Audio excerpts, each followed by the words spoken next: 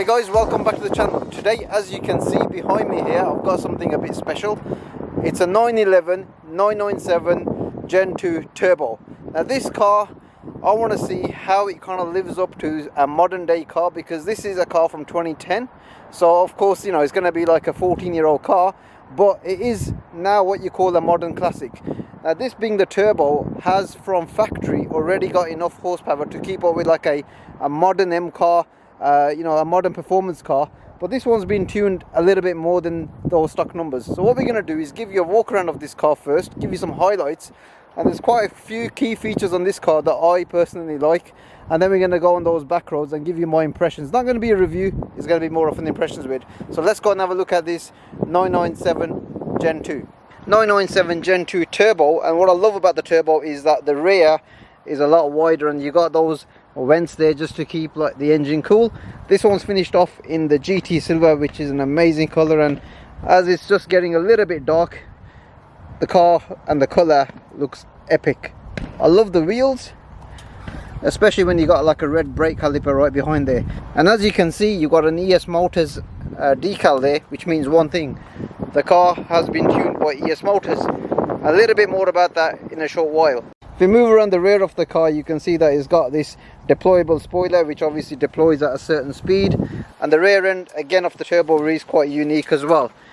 So the power plant of this Porsche 911 Turbo is a 3.8 flat 6 engine. Now in this form it produces stock figures of 500 horsepower. It's mated to a 7-speed PDK gearbox. We've had plenty of experience with the PDK gearboxes on the channel, so I'm excited to see how this PDK works with this engine on those country lanes. Now like I said, this is not a stock car.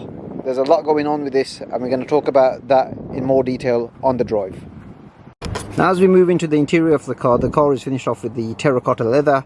You've got a black dash, and I love how the car's got the aluminium accents around the gear surround, the handbrake, and of course the steering wheel. Now we're going to take this car for a little drive, but before we do that, let's give it some start up and some revs.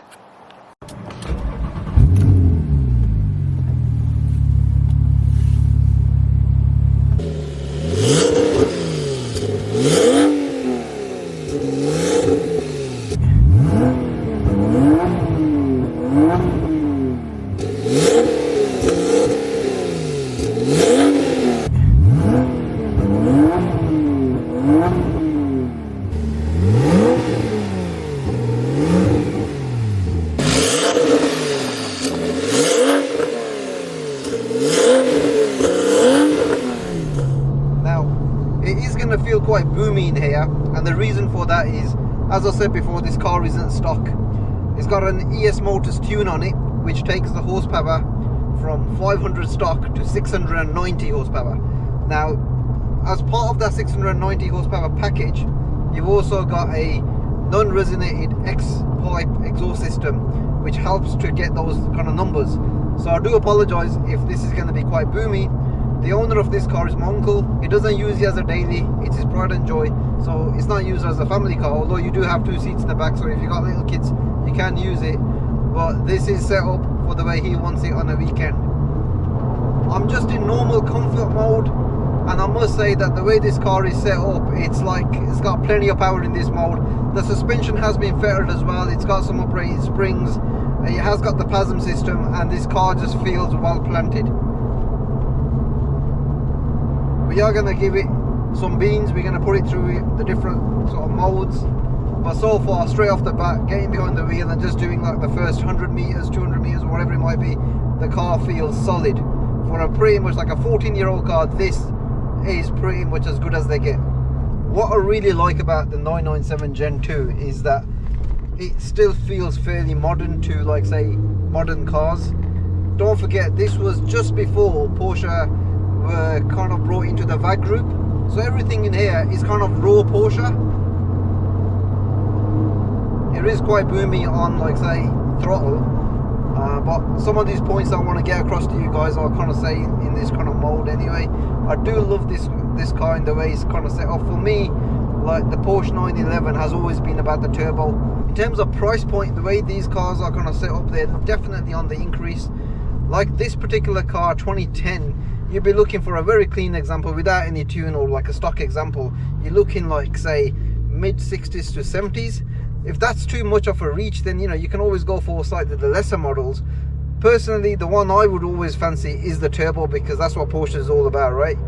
So this car is riding on like low ring springs, not coilovers, nothing more than like a I-back spring set. And that spring set with the PASM system works absolutely brilliantly. Like, it feels stock to me. Like, it does, I was expecting the way this car to feel was going to be something like crashy, and this road, I know this because I come down here all the time, this car doesn't feel crashy at all. It actually feels as soft as my M4, which is riding on stock suspension. And I love this PDK gearbox. It's proper nice, properly nice.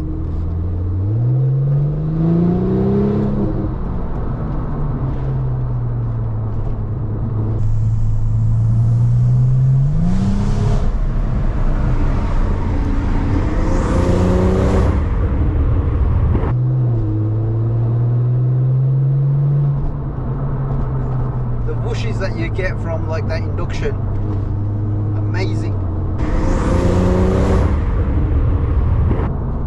I think the other thing that I do like is the hydraulic power steering.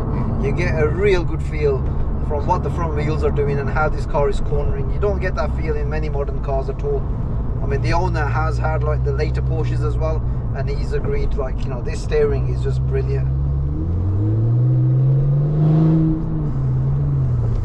That surge of power, and part of it's obviously due to the remap.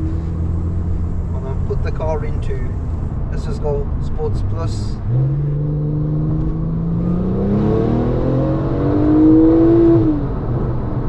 The way this thing revs to the red line of that 7,000 RPM is just crazy.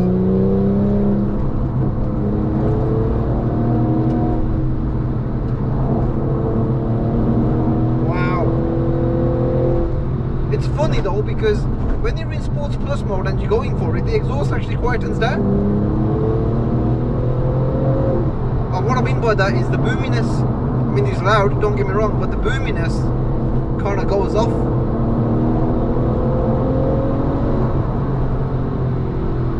Such a machine this is.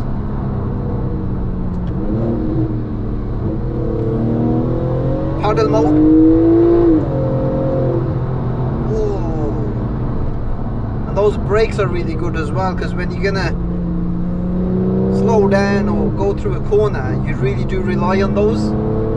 What a great setup this is.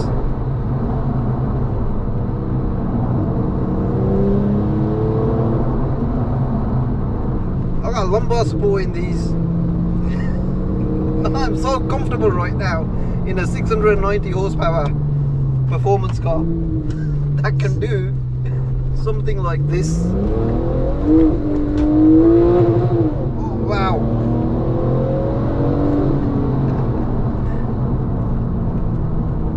What a day to be chilling out in a 911, 997 Dark 2 690 horsepower turbo. You know, guys, when they say that you should never meet your heroes because you might be disappointed, well, this is the car that from the late 2000s was the car that I actually aspired to in the turbo form, and I can honestly say that I ain't disappointed by actually driving one of these. Potentially when I come out my M4, whenever that's going to be, this is something that I'll definitely consider, even if it's like a usable classic.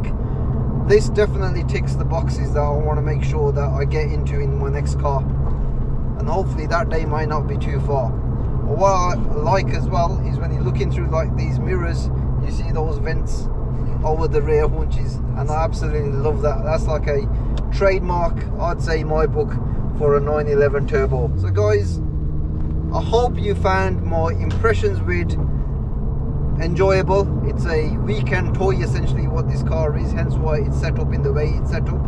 But I think what I also like is the way this car is set up from the interior. This gorgeous terracotta interior, the steering wheel, everything about this is just bang on, and it does make this car really like modern looking as well. I mean, comparing this to my M4 for example, that looks quite boring compared to this from an interior point as well.